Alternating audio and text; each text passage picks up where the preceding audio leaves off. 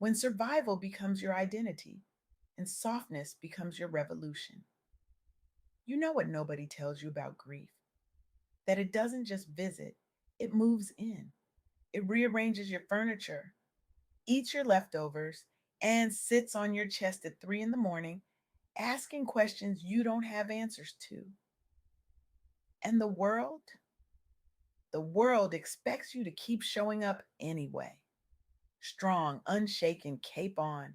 I recently had the privilege of sitting down with Buffy Simone, a woman who is quite literally rewriting what it means to stand when the ground beneath you has crumbled.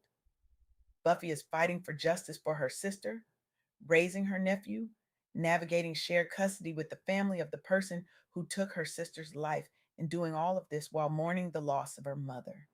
She is not just surviving, she is teaching us what it means to stay human in the middle of unspeakable loss. Her refusal to quit while also refusing to pretend she's fine every single day is exactly what the soft girl era is about. This is the sacred pause, the exhale, the moment we stop performing strength and start practicing softness.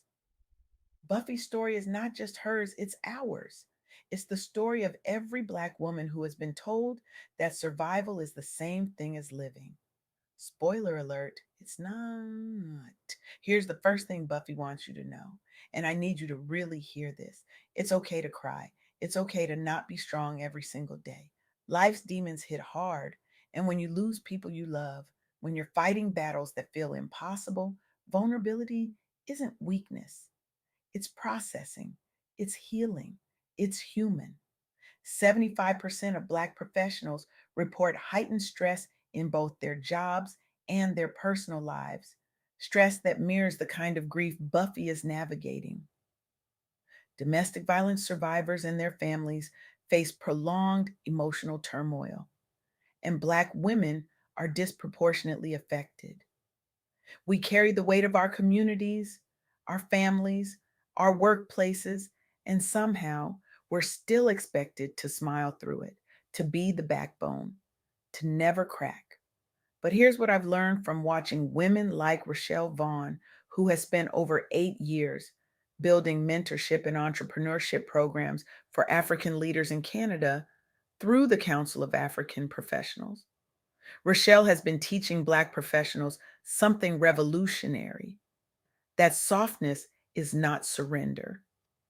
These are people who gave decades of loyalty to systems that blocked their advancement, who contributed brilliantly and were met with unconscious bias at every turn. And Rochelle's solution? She didn't tell them to work harder. She told them to rest, to reset, to build ecosystems where their excellence could thrive without the constant fight. The council has documented pathways to C suite roles and business growth, proving that when you choose softness, when you allow yourself to step back and breathe, you don't lose power, you reclaim it. They've scaled mentorship programs nationwide, turning inclusion into vibrant Black led success stories. And the impact, it's not just professional, it's spiritual. It's a reminder that you don't have to survive your way into success. You can rest your way into it. Buffy's grief, her exhaustion, her tears, they're not signs of failure. They're signs of someone who is still here, still fighting, and brave enough to admit that the fight is hard. That's the first pillar of the soft girl era, releasing the cape. You don't have to be strong every single day. You're allowed to cry, you're allowed to feel, and you're allowed to ask for help. Which brings me to the second thing Buffy wants you to remember: never give up, even when you're overwhelmed, even when it feels like you're drowning, even when the systems around you are designed to make you quit. Black women are the backbone of federal sectors, yet they face 200,000 layoffs. Unemployment among Black women has climbed from 6.2% to 7.5%. And still, they refuse to let those systems define them. Buffy is living this reality.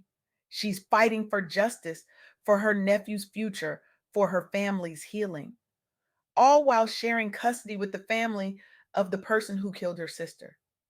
That doesn't sound overwhelming. I don't know what does. But she's not quitting. She's not letting the weight of it all crush her spirit. Let me tell you about something that happened in Canada. The FedDev Ontario Black Entrepreneurship Program Ecosystem Fund was born out of painful realities. Realities where Black entrepreneurs contributed decades of jobs and economic growth, but were consistently denied the funding and support they needed. High barriers to entry left Black businesses struggling despite their contributions. But when the fund opened, when it prioritized access over traditional hurdles, the demand was so overwhelming they had to close applications. They exploded opportunities for Black led growth, fostering business ecosystems across the nation. That's what refusing to quit looks like. It's not about pretending the obstacles aren't there. It's about building anyway. It's about saying, the system may not be designed for me, but I'm going to create something that is. Buffy is doing that every single day. She's building a future for her nephew. She's fighting for justice for her sister. She's honoring her mother's memory. And she's doing it all while admitting that some days she doesn't know how she's still standing. That's the second pillar, redefining strength. Strength isn't about never falling. It's about refusing to stay down. It's about showing up even when you're exhausted, even when you're overwhelmed, and trusting that your effort matters. But here's the thing, and this is the third thing Buffy wants you to know: you don't have to do it alone. Ask for help. Let others take the reins. You are not alone, and taking breaks, seeking support, that's not weakness. That's wisdom. 66% of Black professionals say job hunting is harder than ever. Post pandemic hiring is down 20%. Federal cuts are hitting Black women the hardest, leaving households unstable. And yet, collective action, network check ins, intentional community building, that's what's turning isolation into shared strength. Jeffrey McKinnis, featured in Black Enterprise, has been guiding Black professionals through this exact maze. He's analyzed the data, seen the unemployment spikes, and his advice: don't let the system write your story. Build your personal brand, leverage your networks, use AI, control your narrative. He's helping people pivot from survival mode to entrepreneurial sovereignty, from obstacles to opportunities. And the impact: a surge in Black small businesses, a masterclass in resilience, a reminder that when you ask for help, when you let your community take the reins for a moment, you don't lose control, you gain power. Buffy said it herself. She's asking her family for support. She's admitting that she can't row this storm solo. And that's not defeat, that's courage. That's the third pillar, embracing softness. Your soft girl era isn't about giving up, it's about giving yourself permission to rest, to lean, to trust that you don't have to carry everything alone. Buffy shared something with me that I can't stop thinking about.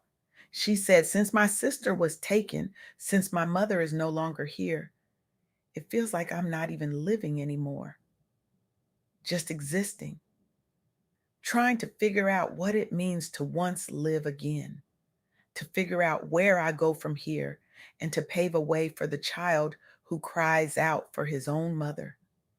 To find the strength to keep going, that is my biggest fight. That's the fourth pillar, healing in real time. Buffy is not pretending she's fine. She's not performing strength. She's admitting that some days she's just existing. And that honesty, that's what makes her story so powerful, because it gives the rest of us permission to be honest too. The soft girl era is not about perfection. It's not about having it all together. It's about being real. It's about saying, I'm tired, I'm grieving, I'm overwhelmed, and I'm still here. It's about protecting your peace as a practice, not as a luxury. It's about turning survival into something sacred, something that honors the people you've lost and the people you're still fighting for. So let me ask you something. When was the last time you gave yourself permission to not be strong? When was the last time you cried without apologizing for it? When was the last time you asked for help without feeling like you were failing? Because here's the truth: we have been conditioned to believe that strength means silence, that power means pushing through, that resilience means never breaking. But that's a lie. And it's a lie that's killing us. Black women are dying from stress related illnesses at alarming rates.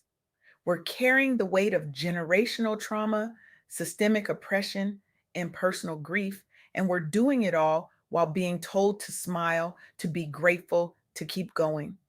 And we do. We keep going. But at what cost?